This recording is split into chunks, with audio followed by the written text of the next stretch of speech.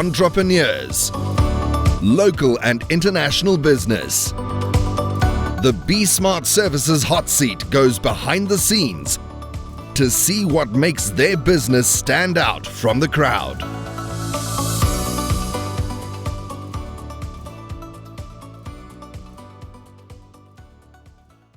Good morning, everyone. I'm Clarissa Botha from Be Smart Services. Thank you once again for joining us today. And this morning we are joined by Paul Webb, our energy expert, and he's from the UK. Paul, a very warm welcome to you. Thank you, Clarissa, and thank you for inviting me to your podcast today. Thank you. I feel very privileged to be talking in South Africa. Thank you. Thank you so much, Paul. It's also a very great privilege to have you with us. So, Paul, could you tell us a little bit more about yourself and give us a bit of background on yourself? Okay, so I'm an energy expert. I've been in this industry for 41 years now, and I always make a joke when I say that. And I say I started when I was about 4, but unfortunately I didn't. I was about 16 when I left school, and I've been in the energy industry for, as I say, 41 years, and I've followed the pattern of sort of generating energy to sort of managing energy and then working in the controls industry. So, you know, when I was walking around at the age of 18 in the nuclear power station, early hours of the morning or late at night, the power station used to be screaming regarding generating energy. And I used to wonder, why is all this energy being generated at this time, you know? And that's where I started to think we should be really focusing on managing the energy. You know, and I used to drive through protesters on a regular basis. And it just made me think then that, you know, we need to be really focusing on energy management.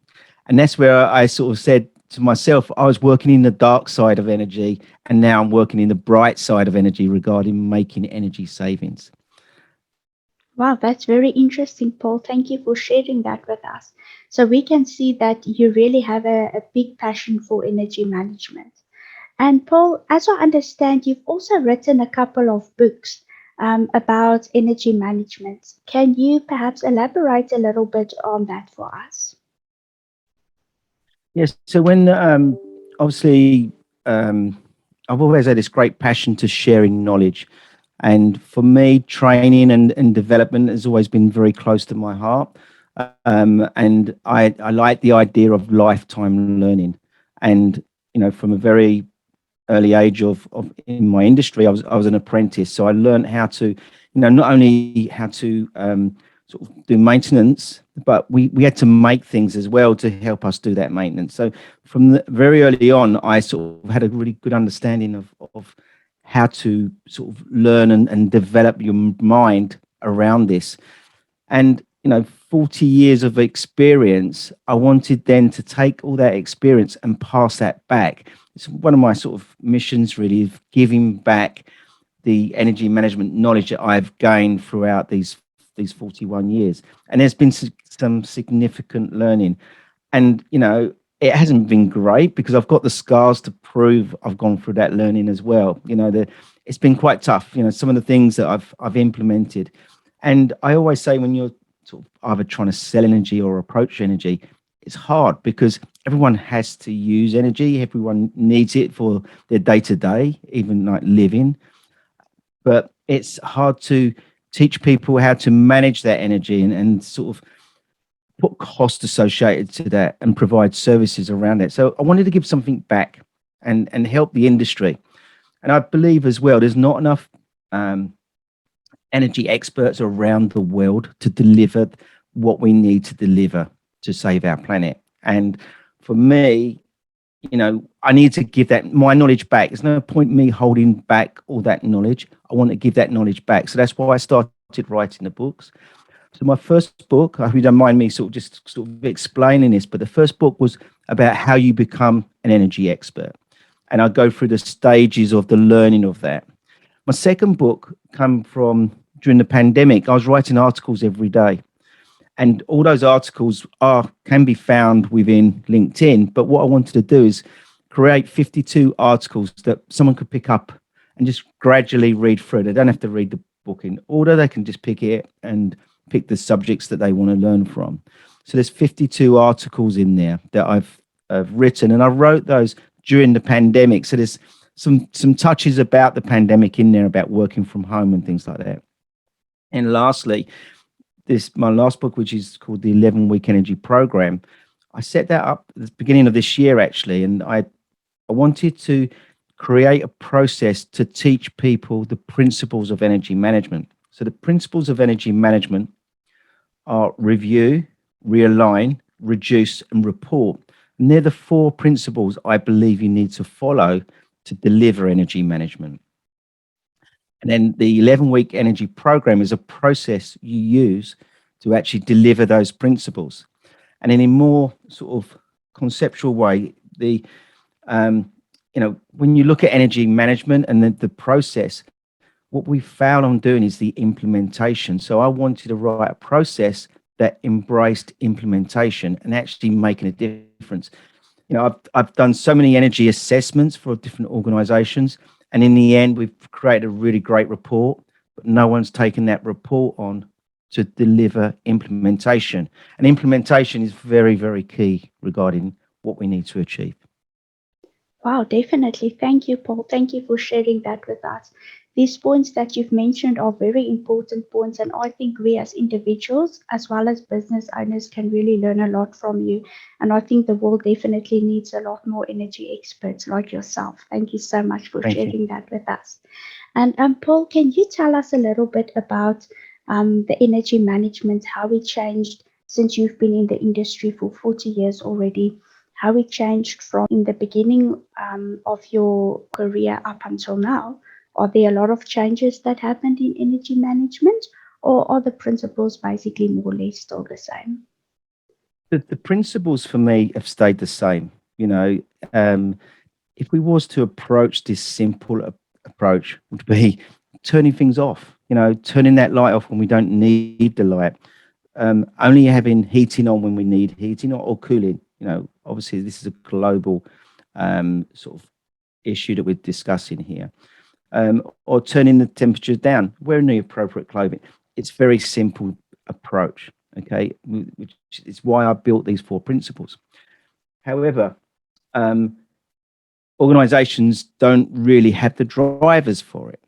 But the changes I've actually seen over the years, so if I look back at the mid-90s when I was doing this, so I'm going to show my age now. So in the 80s, when I started doing this, I was just generating energy. And climate change, there was people talking about the ozone layers and things like that, but there wasn't no focus on it. But over the years, the different generations that's come on board, the different driving points, of the climate change. But for me, it's not necessarily about climate change. It's about making cost savings. And so one of the drivers really, or the drivers for this that I've noticed. So if you imagine, I'm going to go back to the 1990s when I was out there developing energy services for organizations. People weren't interested, and it was hard to sell energy management, because they couldn't really see. If I went in to sell cars or sell widgets, that's easy because they can touch it, they can feel it. You can't feel energy, and you need it all the time. But then what we've seen since the 90s, we've started seeing legislation. And the legislation's starting to drive this now. We've had, specifically in the UK, we've had things like the CRC, Carbon Reduction Commitment, where organizations have had to sign up to this. We've had a thing called, a policy called the Energy Saving Opportunity Schemes, where it drags all the big organizations into driving energy down and the energy opportunities. We've now got a legislation called SECRA, which is Streamlined Energy Carbon Reporting, where organizations have to report on greenhouse gases. So we are seeing a lot of legislation coming along, and that's going to only increase because now we're setting targets against net zero for 2050. The UK have already announced that they're going to bring those targets forward. So we're going to see more and more legislation around that. And I think that for me has been the biggest changes. There's been other subtle changes. Technology, for instance, we've seen, I've seen the coming of building management systems, BMS, where you control your heating and air conditioning automatically based on the environment. I've seen LEDs come into, so where you're changing your lighting to an LED. And, I see you're smiling then. See, that brings something to your mind regarding LEDs, because we're seeing that all the time. And we're seeing these new technologies coming on board, and then we're seeing them, I always explain these as they're very high cost technologies and low quality. But then as the years go through, the costs start to come down and the quality starts to come up. So we see an equilibrium even. It's a bit early in the morning. I've only had one cup of coffee. So regarding the cost and the quality of all these different technologies, which we see changes. So, in the early days, pharmaceuticals and power stations were the only people that could afford this type of technology. But now, BMS systems, which is a good example. When I was at the power station, we had some form of PLC control, which is like a building management system. That was in the 80s. In the 90s, we were starting to put similar systems into buildings. And, 1 in 10 building would have a BMS. Now, nearly all commercial buildings have a building management system, and we're seeing building management systems now in the household. I've got a Nest system that controls my all my controls for my heating. So it's gone from this massive building management system right down to a little box that controls your house. So that's what I'm saying is that the price is coming down drastically and the quality is going up. And we're seeing that with BMS, we've seen it with LEDs, and we're now seeing that with solar. So solar in the early days, big buildings, big areas. We've then seen smaller properties, and now we're seeing it more often in the household area. So solar's grown and evolved. So they're the other things that have gone in parallel regarding the energy management process in our industries. Wow, thank you so much for sharing that with us, Paul. That is very interesting and that is such valuable information. And especially the thing that you mentioned about solar. Solar, especially here in our country, is also starting to become a big thing, like we see in hospitals, hotels, and also in your everyday homes. And individuals who also want to learn more about the energy industry as well as businesses, um, they want to lower their cost and reduce their energy consumption. And I've also heard you mention your 11-week energy program. So can you maybe tell us a little bit more about how you as an energy expert can help individuals as well as business owners with your 11-week energy program and what benefit they can get from that? Okay, so the 11-week energy program has been written around an organization, a specific organization. So I follow a process, and we go through 11 steps of taking an organization from the original engagement of energy management with an energy management expert to the meeting setup, setting out your boundaries and your scope of an energy management project, to then planning it, to then taking the data from your gas, electricity.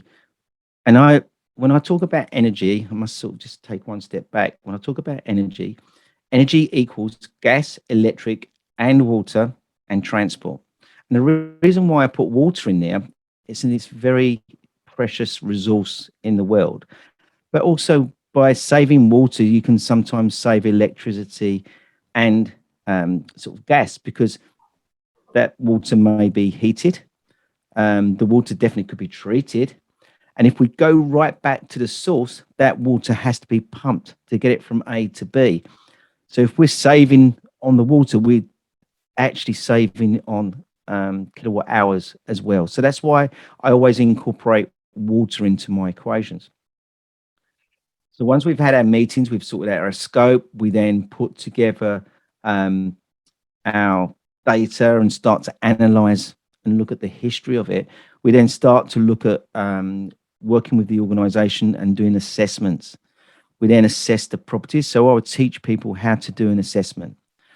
And not only do I teach people how to do a concise assessment, I teach them how to engage with the organization as well, because the organization is, they know they know their energy management better than we do. We can only guide and lead them. So they know what they've got. They may even come up with the best ideas. But as an energy expert, we need to guide and lead them. And once we've done the assessment, we then need to put that into a concise format for reporting. And that then needs to be very clear to who the audience is. So if we was putting that report in front of a technical person, he's going to be wanting to see all the technical data and all the technical information. If he's a non-technical person and a financial person, which is where that report needs to be shown, we need to show how much does this cost to implement a project? What are the savings going to be, both in kilowatt hours, carbon, and pounds, or whatever the currency? And what is the payback? What is the return on investment? And that's a trigger point, basically, and triggering why we should do something. And for the finance guy, he's going to say, well, if I invest €1, a pound, a dollar into this particular project, in 2 years, that dollar is going to be worth $2, $3, $4 in the future. So by putting it into financial speak, that then helps us start to look at implementation. So once we've done the report, we then need to build an action plan to actually deliver the opportunities from there. Now, we would break down those opportunities into 3 areas. One would be a no cost, one would be a medium cost, and one would be a capital cost. And this is where I would then start to sort of talk about energy management being a journey. And that journey is, well, let's look at the no cost opportunities first. And I don't know if you follow me on LinkedIn, you've been reading the articles, but I wrote an article yesterday about the low hanging fruit. These are all the no cost opportunities that we can go, and our staff come in at 9 o'clock, but the security guard comes in at 7 o'clock and puts all the lighting on in the building. Well, we don't need to do that. He just needs to turn on his little area. And then when the staff come in, they can turn the lights on. So that if we did that, that's 2 hours worth of savings that we can make. We can then calculate that to see that's a no cost saving, a low hanging fruit. So they're the first things. And we'd put that on the action plan. And then we'd tick it off when that starts to be managed. And then we put processes in to manage that going forward. So the action plan gets produced, and we then put focus on it on a monthly basis. And then off the back of that, which is, I always say these are all important stages. And when I'm giving the training, they laugh at me because they say, well, last week was the important stage. Now this week is the important stage. Imagine if you're building a big block of flats of 11 stories high, okay? And this is how I explain it. The first thing on that block of flats, that block, is the foundation. We need to build the foundation. And that's no point, because that is the most important. The next bit is the first floor. That's important, because without the first floor, we're not going to get the rest of the floors. And then, why have we built this foundation? And then there's the windows, there's the roof, and that is why I build up, and every stage is important. And then the last stage, and finally, is the measurement and verification. What we find is that, someone will put a piece of technology in, and then they would not focus on the C, whether we've got the return on investment, because they might need some fine tuning. We need to make sure that we've said to the organization, I'm going to use the UK currency, you spend £1, you save £2, but we need to make sure that you are saving £2. There's no point putting systems in and not looking at the measurement and verification. So that then becomes key.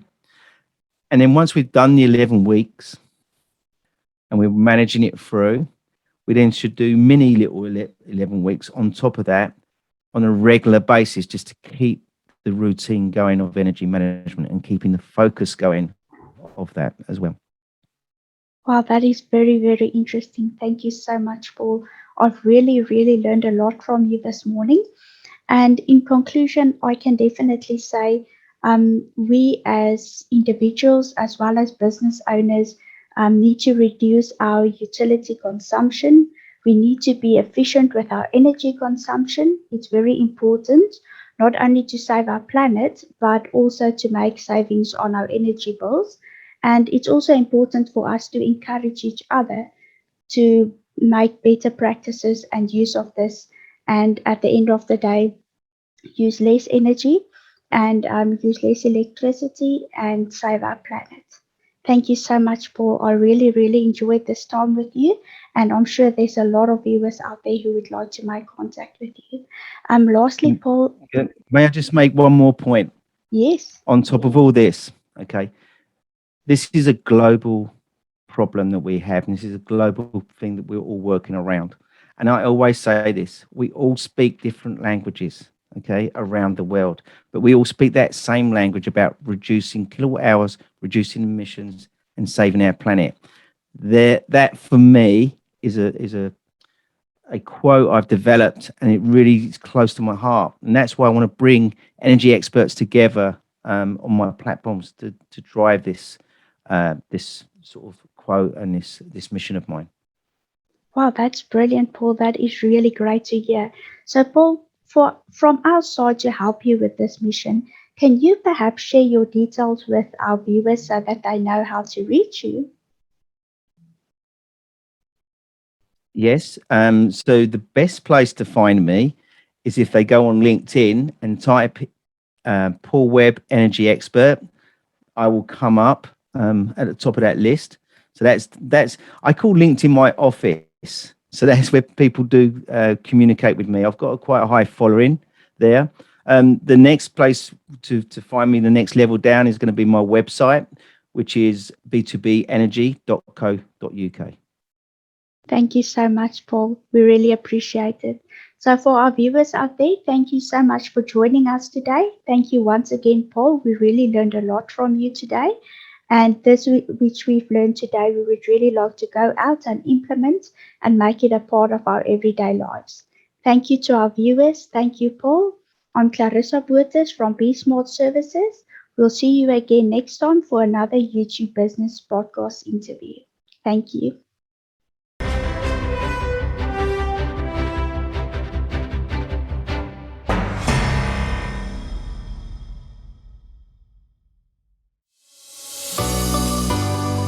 You're listening to the Be Smart Services podcast. Subscribe on YouTube for inspiring interviews with local and international business owners.